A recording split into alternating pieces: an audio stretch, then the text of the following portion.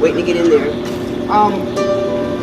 The Americans showed up to make money. We thought them to be very crude and rude, and we didn't like them at all. That's why Canal Street, that's why they say Canal Street, of anything called the street.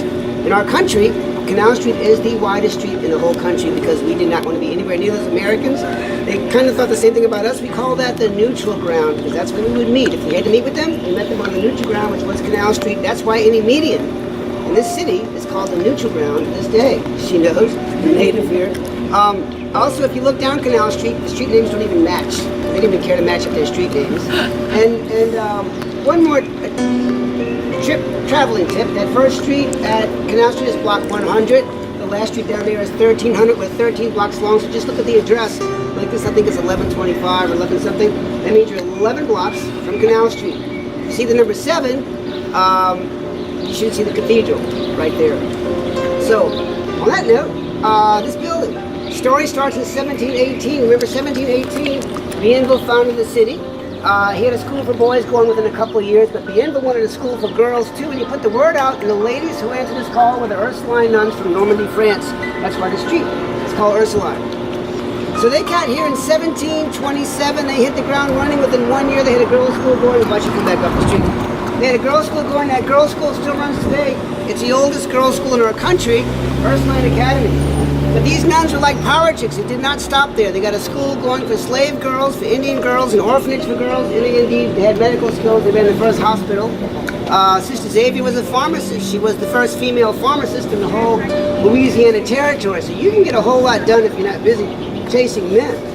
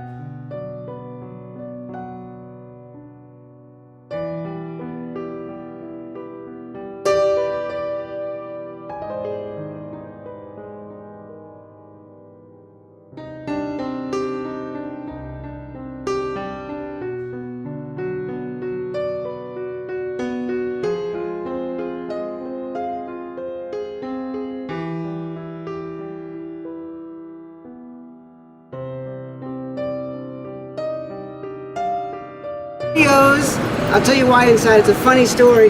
And we have to stay together. Once we're through those doors, we have to stay together. So if any place you need to go, let me know before we get into the cemetery. Because once we're inside, we can't leave unless we leave as a group.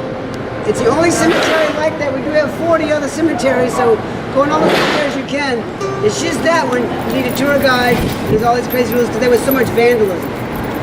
So 1789. But there's one older cemetery, and it's in the French Quarter, and it's right here. I usually have people stand there, it's kind of cool. It's called St. Peter Street Cemetery.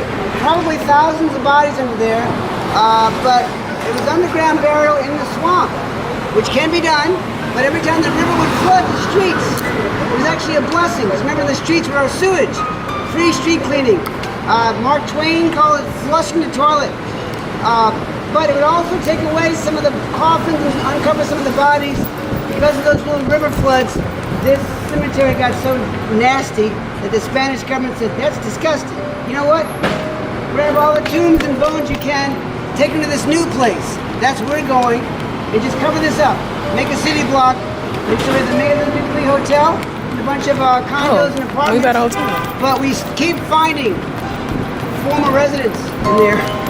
So I'll show you where we put these former residents in the new cemetery, which is now our oldest cemetery. So the Maitland Dupree never talks about the thousands of people underneath there. And a lot of them actually were Native Americans, it turns out. Native Americans and enslaved Africans. Because they could tell by the bones and the structure. We figured it out when we looked. Because when they put a pool in, we found about 15 bodies. And when they did some excavation, we found about 30 bodies. The pool is now called the Pool of Souls. If you get to know the people that live there, they're really cool. They let you swim in their pool. But a friend of mine who did that, she says, just be aware that those people that own that pool, they're swingers. So be aware of that. Goodbye, Aiko. Aiko always loves to say hi, so say goodbye. Goodbye, Aiko. You might do a trip. Yeah, it is pouring. Now we about to go to the cemetery, but it's raining. I've got 5 extra ponchos. You go with ponchos? Ponchos? Yeah.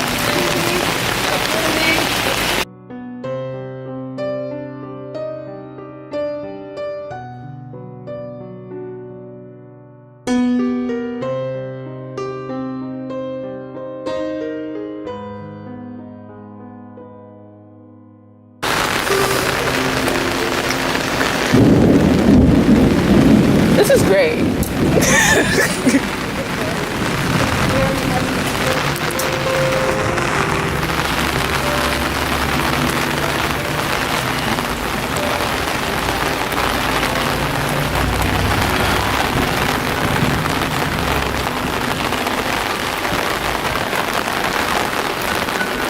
You taking pictures? Okay, somebody say I take video, you take pictures. That's muddy. I'm gonna go this way.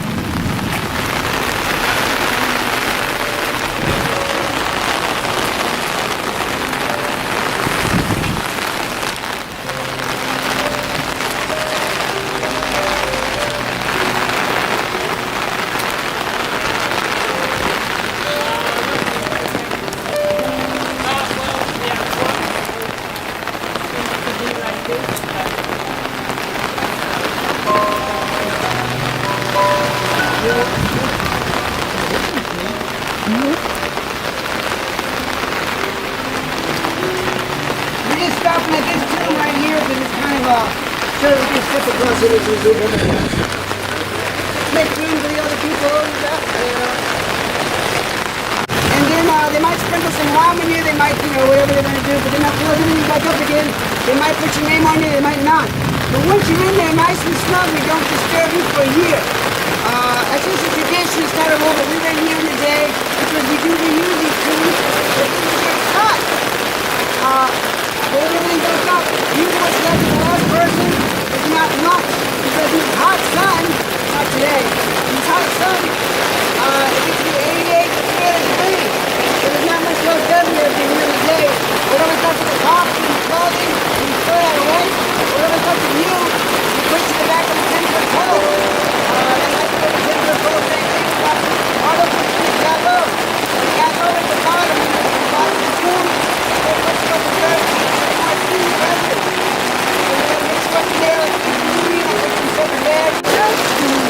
I'm fine. I'm already soaking wet.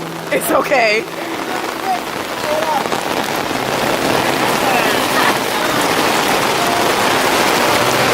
Go ahead, sir.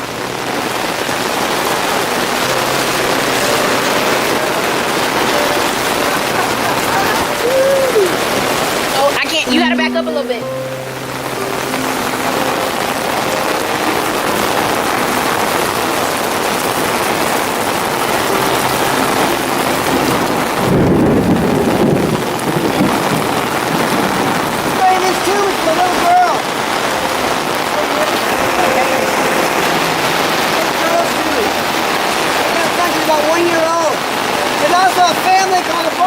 Musicians, they share their tune with musicians who can't afford it. That's why that glass blue note is inside their cross. That's the musician's tune.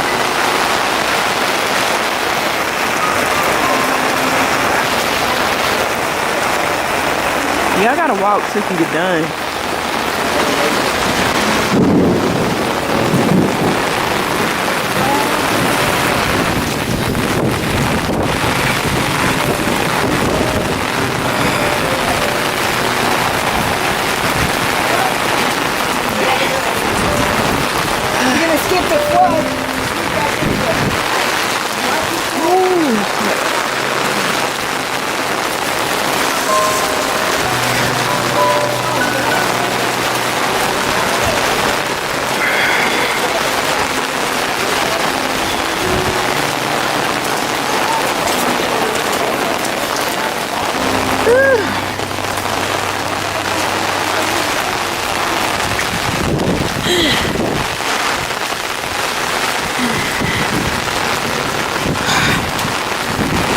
At least it's not cold.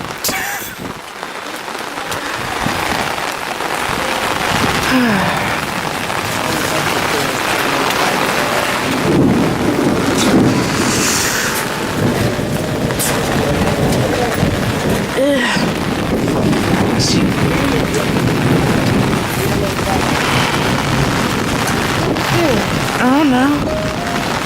Sarah Ann Sullivan. You can step over there if you like.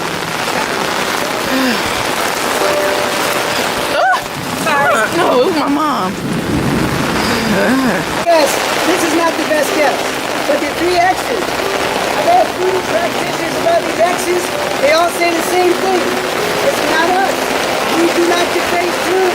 We respect the dead and even superstition. And also giving help, love, fame, love, and power. Some people think she's a great mystic. Some people think she's a hairdresser with a good ear. That's why you'll see fabricated hair ties on her tomb.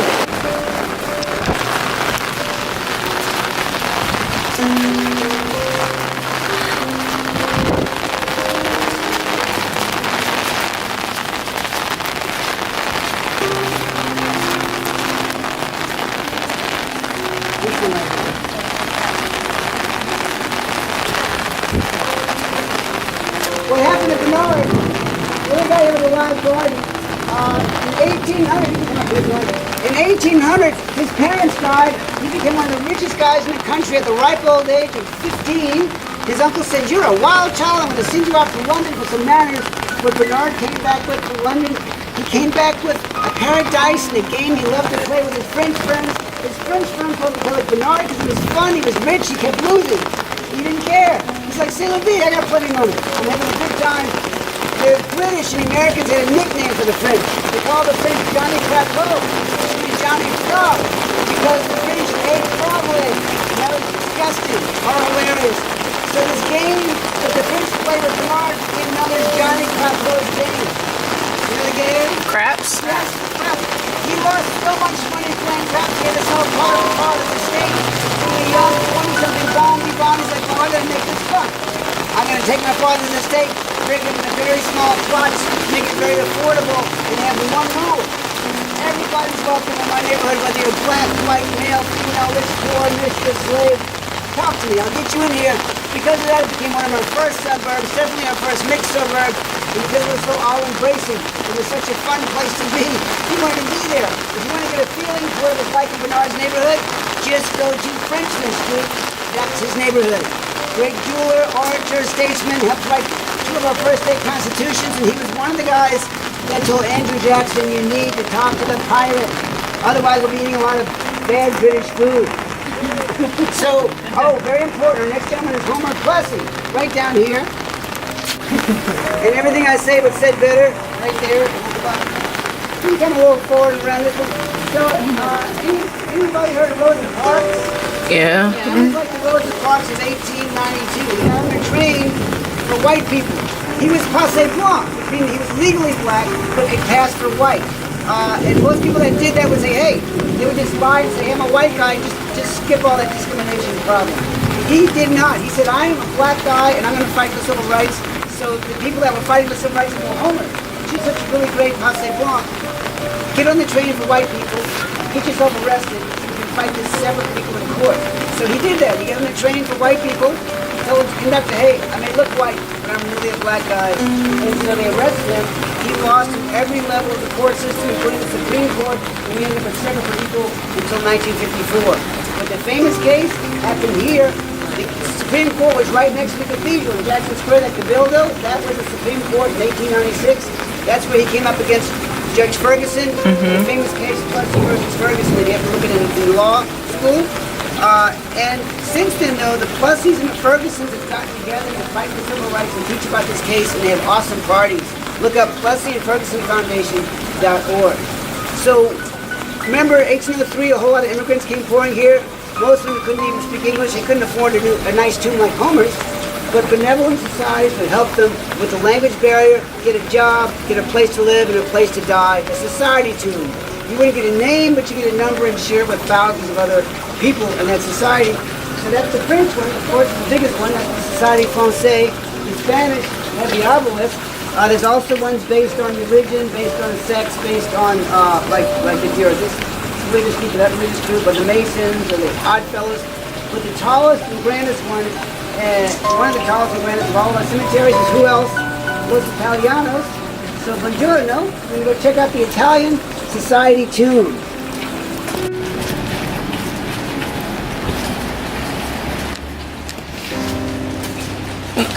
Ooh, that's a puddle in my foot. So we have to get a good look at the front. This is the tomb. It's huge. Take a good look at the front of this tomb. We go to the other side. Can we go around that way?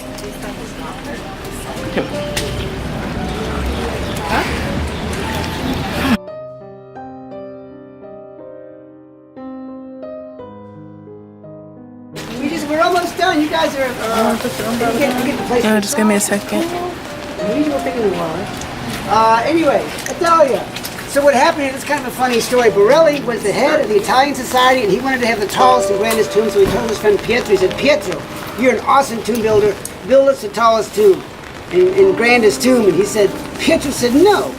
And Borelli's like, why not? And Pietro said, I got a bad feeling about this tomb. I don't want to build this tomb. And so they got in a big fight. Borelli won. Pietro said, okay, I build a tomb, but I don't like it. And he built all these pieces of Italian marble in Italy, had them shipped here, and in 1857 for $40,000 built what is indeed one of our tallest and grandest tombs in the whole of our cemeteries. Can you guess what his reward was when he finished? Hey. Yes, Pietro got to be the first guy inside. And Borelli, who talked him into it, got to be the second guy inside. So Pietro was right. The other reason it's famous, anybody heard of Dennis Hopper and Peter Fonda? They're on their motorcycles, they pick up a couple of stray girls, they sneak into here, one of them's got some LSD, and so once you're on LSD, you don't need clothing. So if you saw the little black door on the other side, one of the girls just waltzes into the bottom of the tomb. That's where the cavo is, all the old remains of the old Italians. She's dancing on the old Italians' remains. Peter Fonda's right there, hugging this lady, and you can imagine the people of the church in the theater with their robes on, freaking out. They said, that's the last video shot in our cemetery. That's why no filming or video is allowed in the cemetery. Because the good old Peter Fonda and Dennis Hopper and Karen Black, I think, and some other guys. Also, if you go on YouTube, look up St. Louis #1 and Easy Rider. You'll see the whole scene. It'll be even cooler to watch now because you've been here. You see that little red tomb behind you. You'll see Peter up there. So this is a Catholic cemetery. The only way to discriminate here is if you're Catholic or not. But nowadays, they don't care. That's changed. If you got the money, they'll get you in here. Most people that come in here, they kind of like the style, they keep to the style here, but one guy did not. His tomb's a little bit different. When you see a tomb that's a little bit different, we'll stop there and talk about it.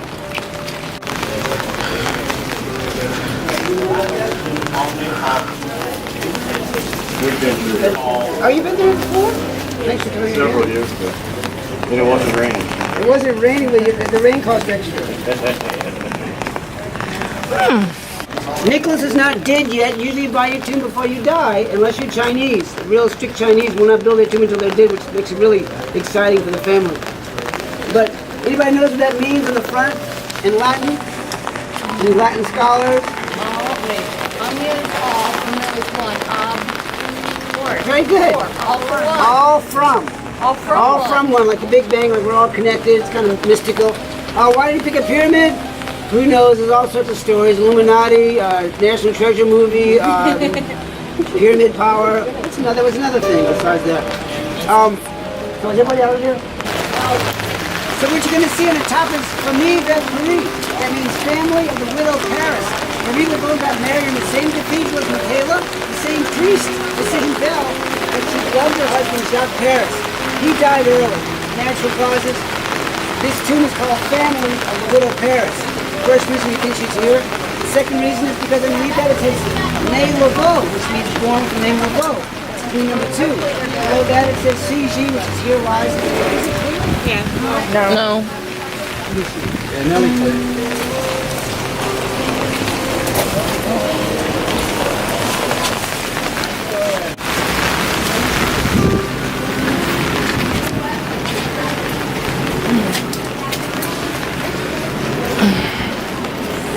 So welcome to the star of the show, Marie Laveau. Marie Laveau. So you look up here. can scoot this way a little bit. Scoot that way a little bit. Scoot that way. Come over here. We can all see the front. To the very top, famille de three, family of the widow Paris. Marie Laveau, born with the name Laveau. CG, here lies Marie Fillon-Glapion. That's not Marie Laveau because Marie died in 1881. Probably her daughter because Marie fell in love with this guy, Christophe Glapion. He was white, couldn't marry him, but they had 7 children. One being Marie number 2, who was like her mother, beautiful, could do voodoo festivals, was very like her mother. People got confused and says, gosh, Marie Laveau, you never age. Or you could be in 2 places at once. So it added to her mystical allure. Below that, in really sweet French, she was a good mother, a good friend. She'll be missed by all those who know her. Passerbys, please say a prayer. People really loved Marie Laveau, or they were terrified of her. We think she's in the middle, cuddled up with her man she loves, Christophe Glapion. So anyway, when you have a picture, usually you can see up this part or there. And thanks for coming on the tour. So fun.